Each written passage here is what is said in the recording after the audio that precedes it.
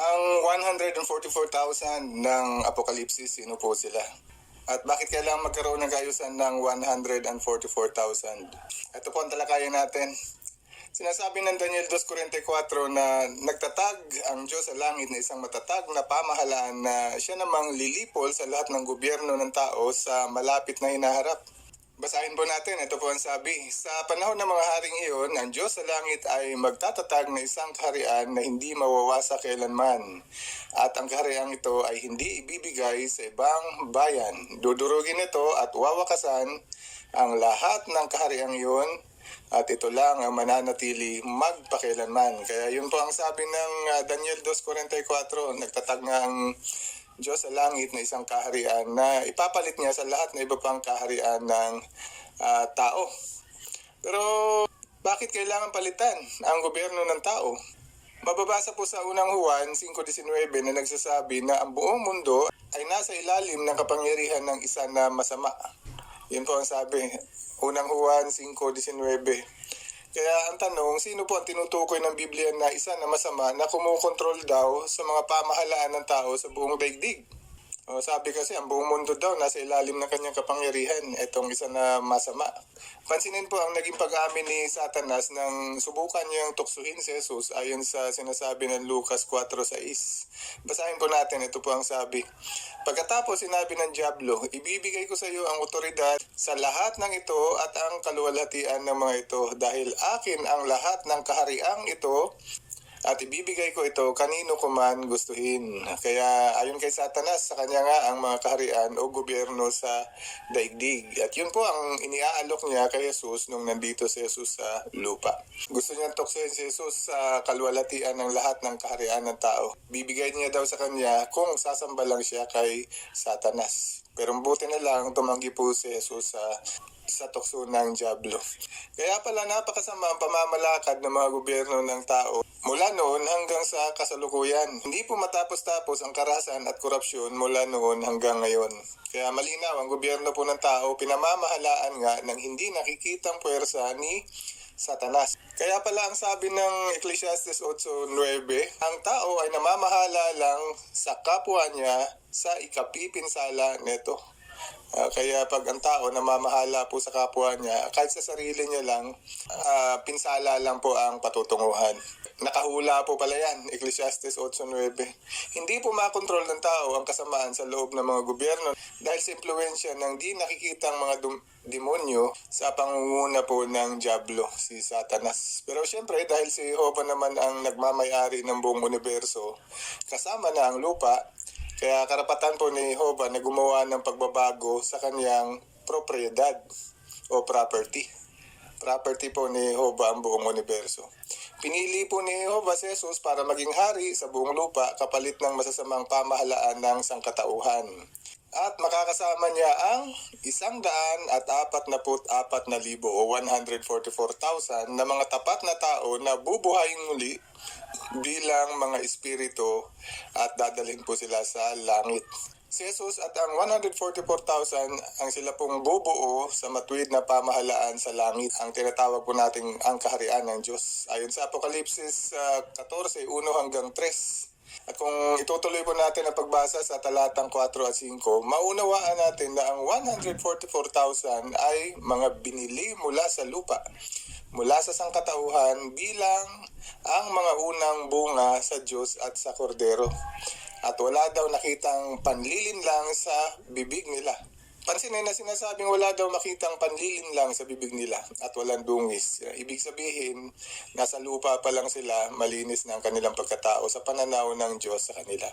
At dadalhin nga sila sa langit bilang mga espiritong nilalang, bilang mga anghel, magiging hari at saserdote po sila nakasama ni Jesus sa langit sa kanyang kaharian. Basahin po natin ang Apokalipsis 20, mga talatang 4-6. Ito po ang sabi sa 4, at nakakita ako ng mga trono at ang mga nakaupo sa mga iyon ay binigyan ng otoridad na humatol. O nakita ko ang dugo ng mga pinatay dahil sa pagpapatotoo nila tungkol kay Jesus at pagsasalita tungkol sa Diyos.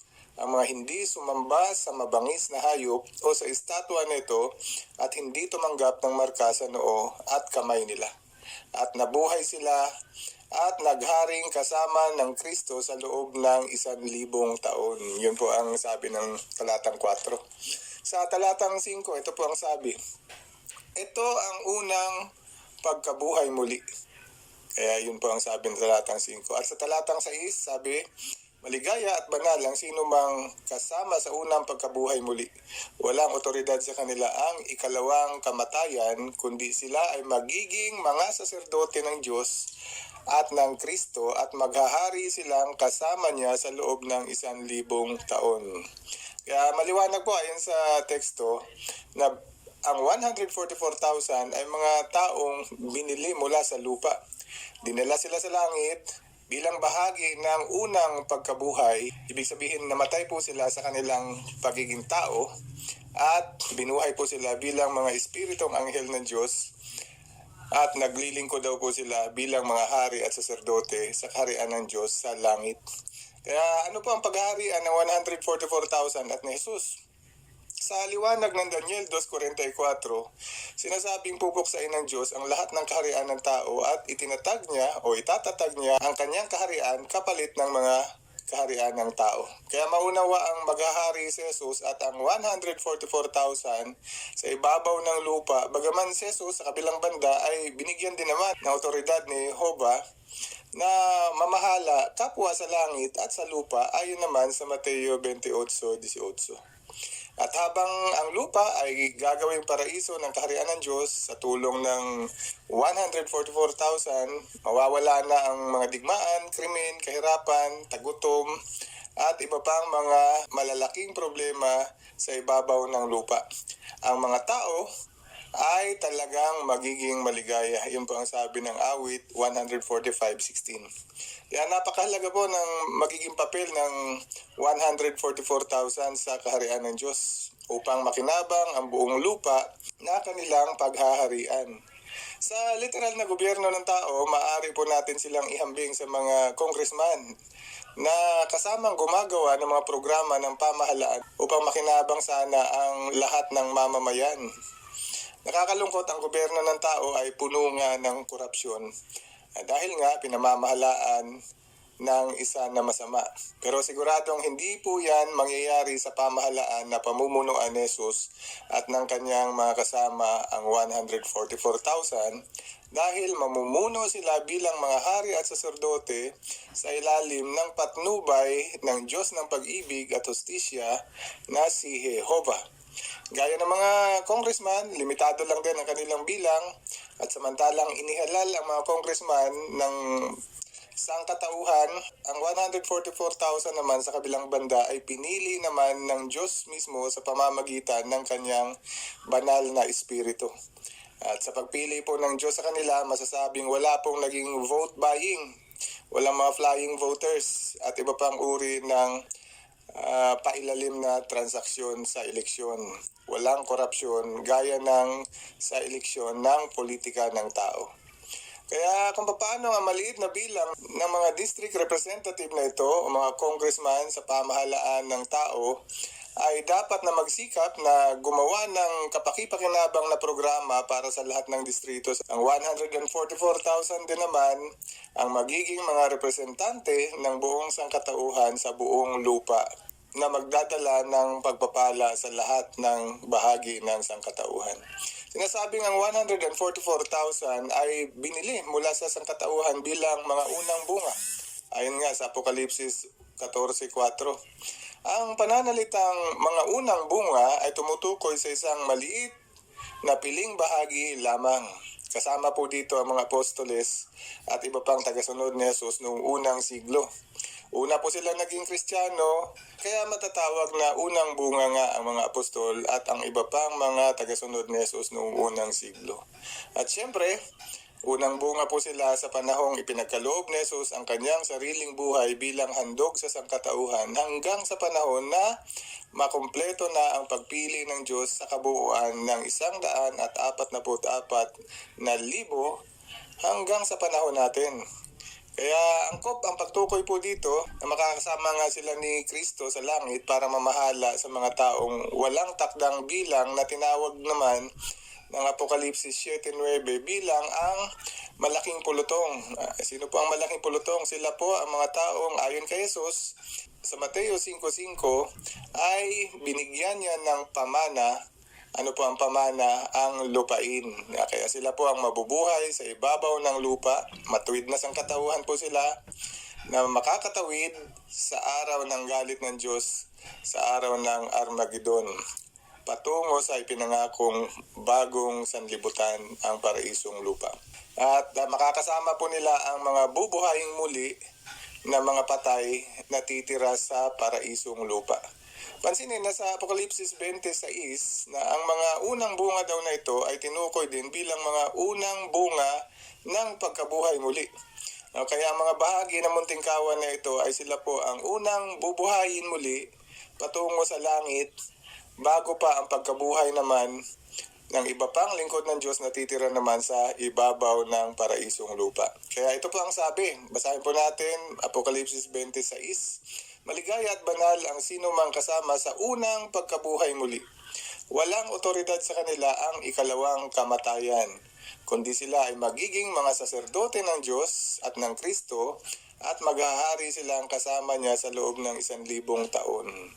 Kaya once na napunta sila ng langit, automatic po sila magiging immortal.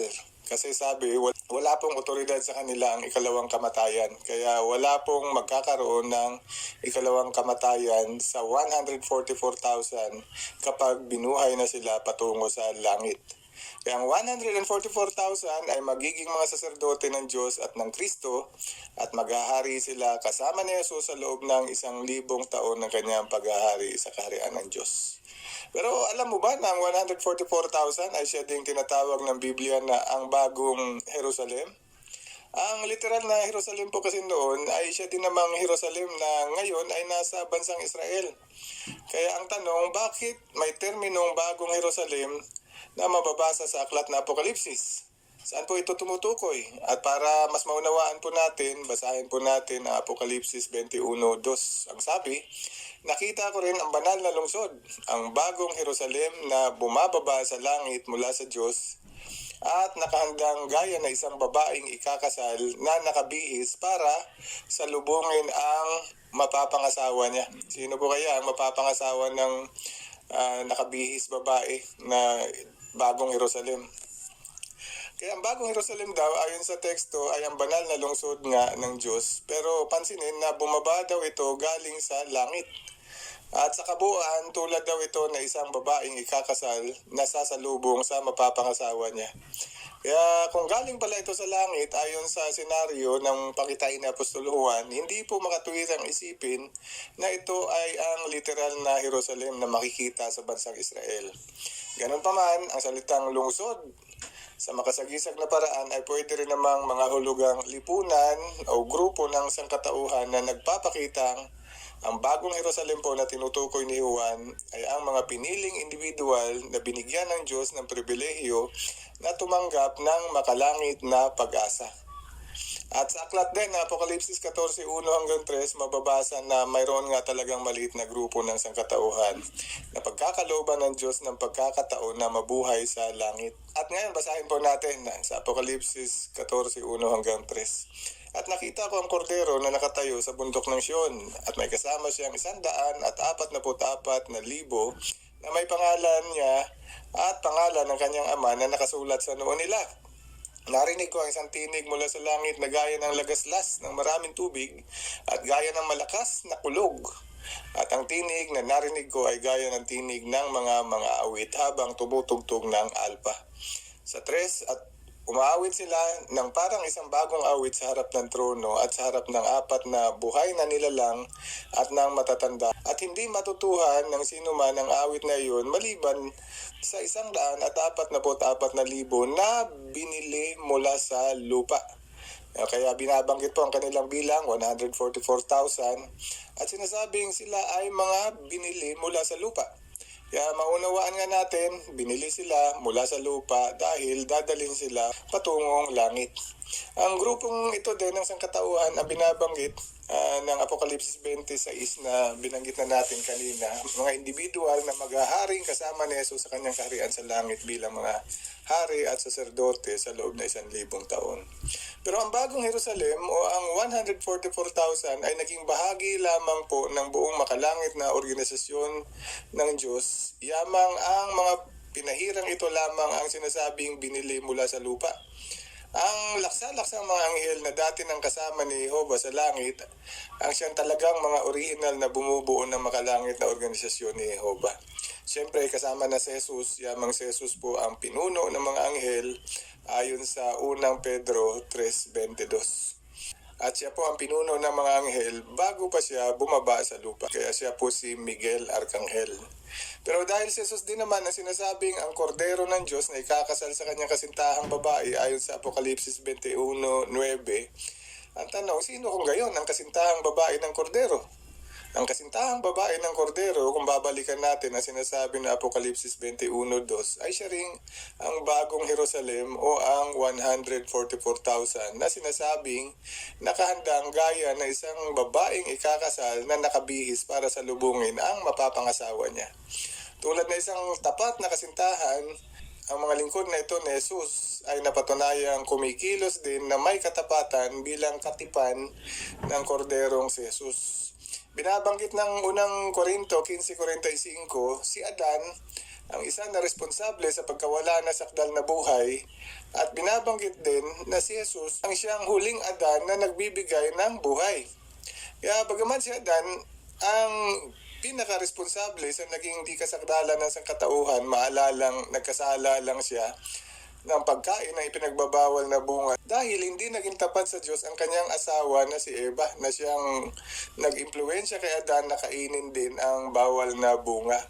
Pero ang kasintahang mapapangasawa ng kordero o ng ikalawang Adan na si Jesus, ang bagong Jerusalem, hindi po siya katulad ng mapangahas na babaeng si Eva.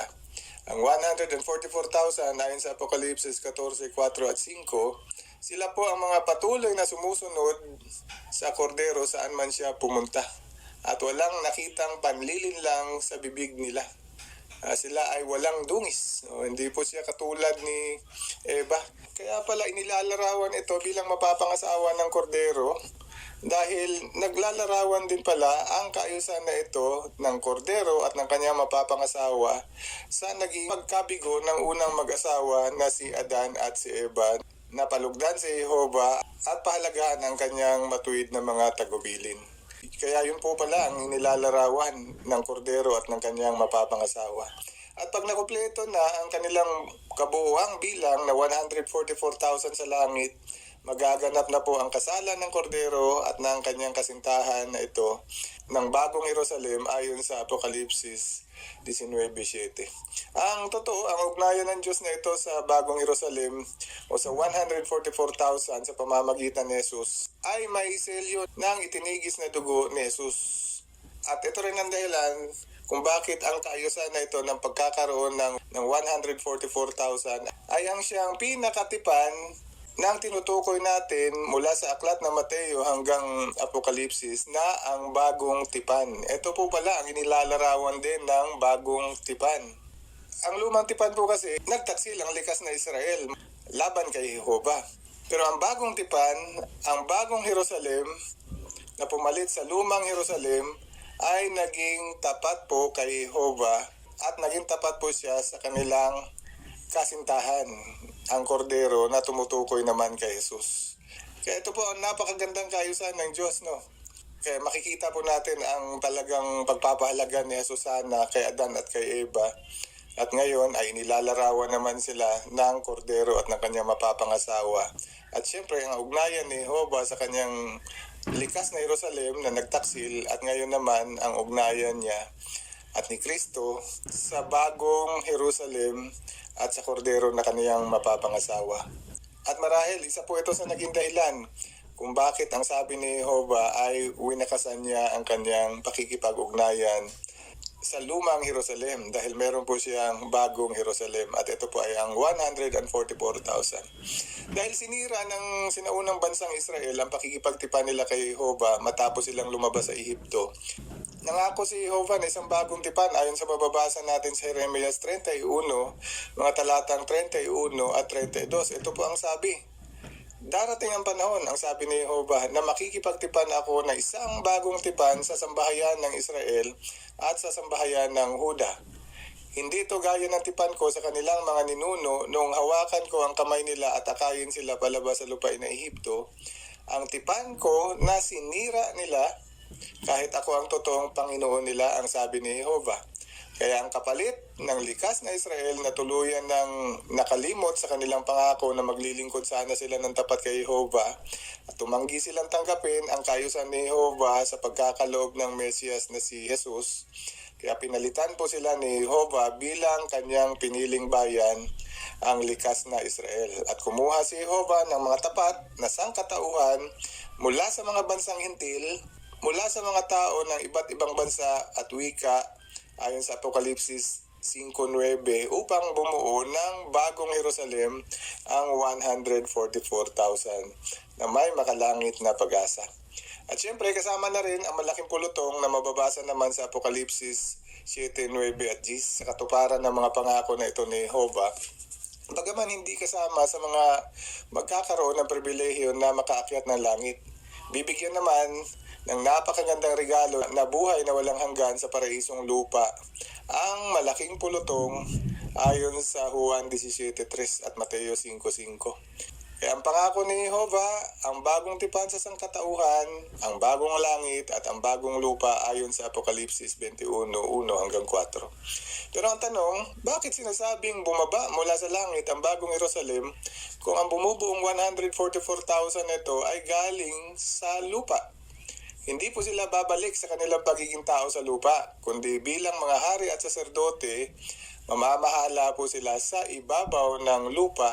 Kasama po ang kanilang dating kasintahan na ikinasal sa kanila, ang kordero, na ibig sabihin ay si Jesus, at sila po ang mangangasiwa sa lahat ng mga pangangailangan ng buong sangkatauhan sa loob ng 1,000 taon ng kanilang pamamahala, kasama si Jesus. At mamamahala po sila sa langit at sa lupa. Pagkatapos ng 1,000 taon, mababasa sa unang Korinto 15:28 na ibabalik ni Jesus sa kanyang ama na si Jehovah ang pamamahala sa buong sangkatauhan bilang hari at Diyos ng buong sansinuko. O kaya si Jehovah na magiging haring walang hanggan. At kapag naibalik na ni Jesus kay Jehovah ang paghahari sa buong sansinukob, matutupad naman kay Jesus ang hula ayon sa Isaiah 9:6 na siya ay magiging prinsipe ng kapayapaan ng buong universo. Kaya si Jehovah po ang magiging pangwakas na hari at si Jesus naman ang kanyang magiging prinsipe ng kapayapaan ng buong universo. Kaya ang tanong, ano na po ang mangyayari sa 144,000 pagtapos ng 1,000 taon? Babalik na po ba sila sa lupa? Sinasabi po ng unang Korinto 15:50 na nang tanggapin nila ang pribilehiyo ng pag-akyat sa langit bilang asawa ng kordero, ipinamana na rin sa kanila ang katawang hindi nabubulok. O kaya hindi na po sila babalik sa katawang nabubulok o sa katawan bilang tao. Hindi po makatuwirang isipin na babalik sila sa pagiging tao, taglay ang katawang nabubulok. Na para bang sila ang napangasawa ng kordero at iniwan nila ang kordero sa langit, bumaba sila sa lupa. Hindi po maghihiwalay ang kordero at ang kanyang asawa, ang 144,000 o ang bagong Jerusalem. Tandaan ang hula na sinasabing sila ay patuloy na sumusunod saan man magpunta ang kordero ng Diyos.